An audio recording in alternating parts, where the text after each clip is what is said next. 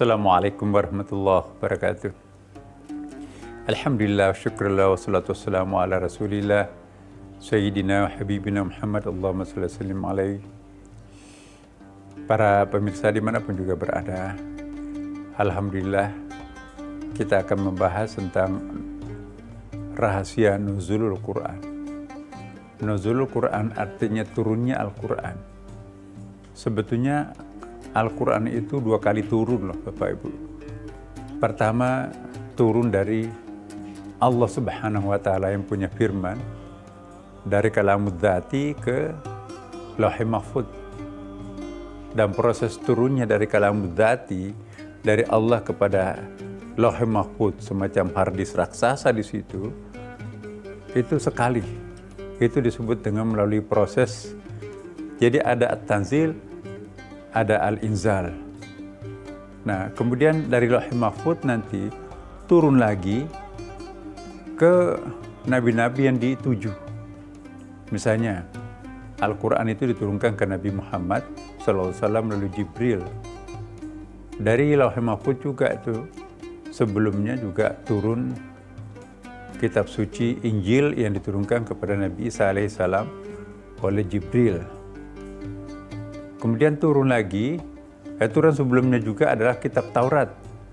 Taurat itu dari Allah, kemudian Lauhul Mahfuz, kemudian turun kepada Nabi Musa alaihissalam melalui Jibril. Karena alamatnya Nabi Musa itu adalah orang yang menggunakan bahasa Hebrew atau Ibrani, maka kitab Taurat itu menggunakan bahasa Ibrani. Karena Nabi Isa menggunakan bahasa Suryani, maka otomatis kitab suci itu juga menggunakan bahasa Ibrani, yaitu kitab Injil. Karena Nabi Muhammad adalah Nabi yang menggunakan bahasa Arab, maka otomatis Al-Quran juga itu turun dari sana itu menggunakan bahasa Arab. Nah, jadi proses turunnya Al-Quran dari Lauhul Mahfuz kepada bumi ini, ya itulah yang melalui perantaraan Jibril.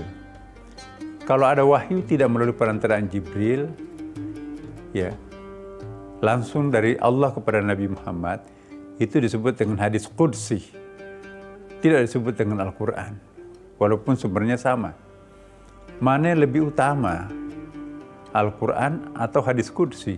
Tentu lebih utama adalah Al-Quran, karena ada protokol Jibril di situ terlibat. Sedangkan yang tidak melalui protokol Jibril, langsung inspirasi cerdas itu muncul kepada diri Nabi dari Allah Subhanahu wa Ta'ala, maka itulah yang disebut dengan hadis qudsi. Nah, para pemirsa, penting untuk kita bahas ini karena pertanyaannya banyak. Kenapa Al-Quran yang 30 juz itu diawali turunnya dengan Iqra' bismi rabbik, surah Al-Alaq? Kenapa bukan surah Al-Fatihah? Padahal penyusunan Al-Quran itu kan surah Al-Fatihah kan. Al-Fatihah, kemudian surah Al-Baqarah, kemudian disusul lagi dengan surah Ali Imran, surah An-Nisa, surah Al-Maidah, dan seterusnya. Sampai terakhir itu adalah surah An-Nas. Jadi, susunan Al-Quran yang ada sekarang ini tidak seperti turunnya Al-Quran kepada Nabi. Jadi kayak diacak begitu. Tapi setelah turun semua aja, maka itu kayak undo kalau di komputer itu kan. Maka kembali lagi utuh seperti sedia kala. Jadi Quran yang ada sekarang ini persis apa yang ada di Lauhul Mahfuz. Ya, jadi proses turunnya itu yang diacak. Nah, jadi tidak ada masalah. Kenapa yang diturunkan pertama justru tidak menjadi awal surah dalam Al-Quran.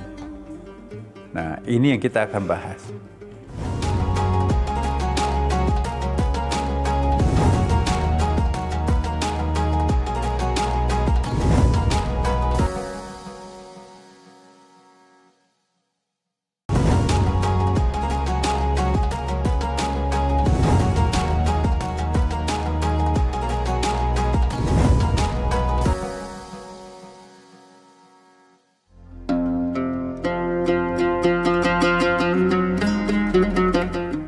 Para pemirsa, alhamdulillah setelah kita sedikit menceritakan tentang proses turunnya wahyu itu dari Allah Subhanahu wa taala ke Lauhul Mahfuz.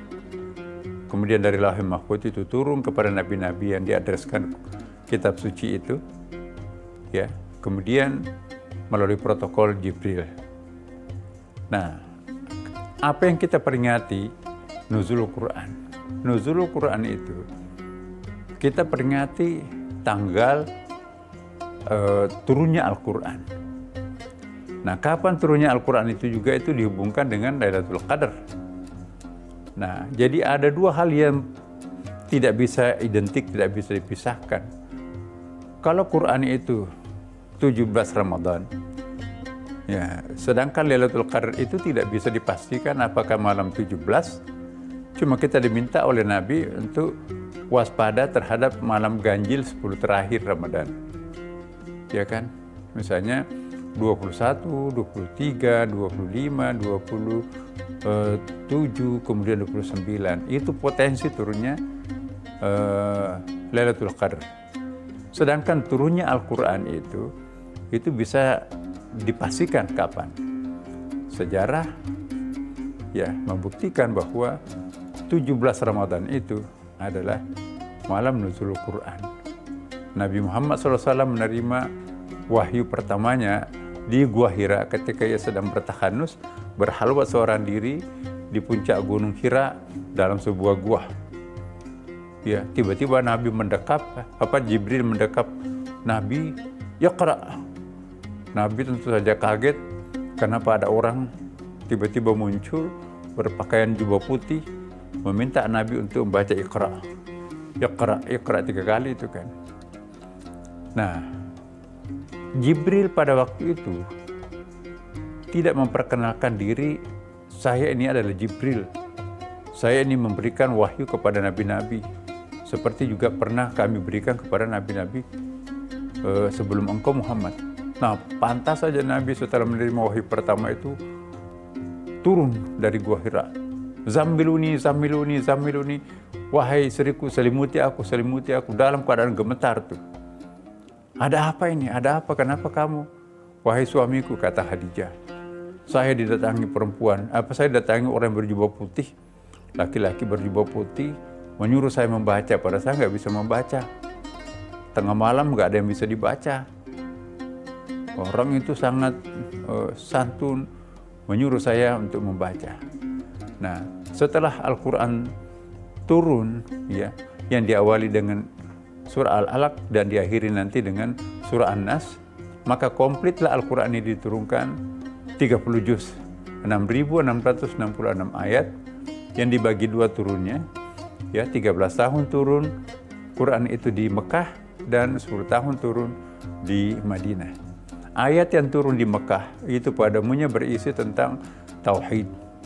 Sedangkan ayat-ayat yang turun di Madinah pada umumnya itulah ayat-ayat hukum, ayat-ayat kemasyarakatan. Jadi perbedaan antara ayat-ayat Makkiyah yang turun di Mekah dan Madaniyah yang turun di Madinah, ya kita bisa bedakan. Pada umumnya ayat-ayat yang berkaitan dengan rukun Islam itu seperti kewajiban sholat, puasa, zakat, ya kemudian haji, itu pada umumnya Tuhan turunkan di Madinah. Jadi ayat yang turun di Mekah itu mempersiapkan pangkalan pendaratannya, tapi setelah 13 tahun di Mekah, maka ayat-ayat hukum landinglah di Madinah. Jadi ini pembelajaran buat kita bahwa penancapan akidah itu lebih penting, dan itu yang pertama, kemudian landingnya hukum-hukum syariah di situ. Karena itu para pemirsa, perlu kita tahu bahwa nuzul Quran seperti itu. Nah, kita sangat berharap semoga pemahaman kita tentang nuzul Quran, maka kita bisa memahami sosiologi Al-Quran itu sendiri. Dan semoga dengan pengetahuan tentang nuzul Quran ini bagus, maka pemahaman kita terhadap Al-Quran pun juga akan lebih baik. Dan mudah-mudahan kita mendapatkan berkah nuzul Quran ini. Terima kasih.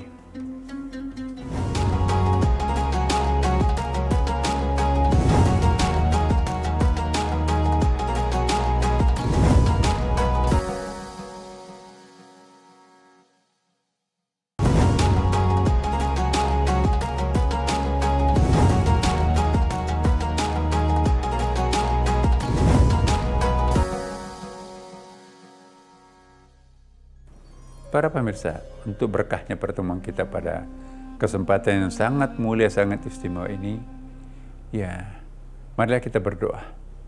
Semoga doa dalam rangka memperingati nuzul Quran ini, kita pun juga mendapatkan berkah.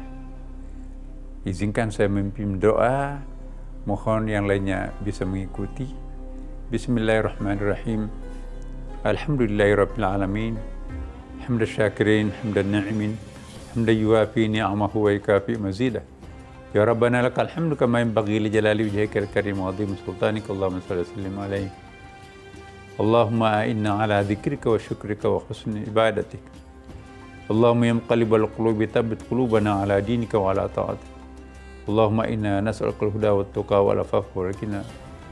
Rabbi zidna ilman mubaraka warzuqna fahma. Radina billahi rabba bil islam dina. Walhamdulillahi rabbil alamin. Assalamualaikum warahmatullahi wabarakatuh.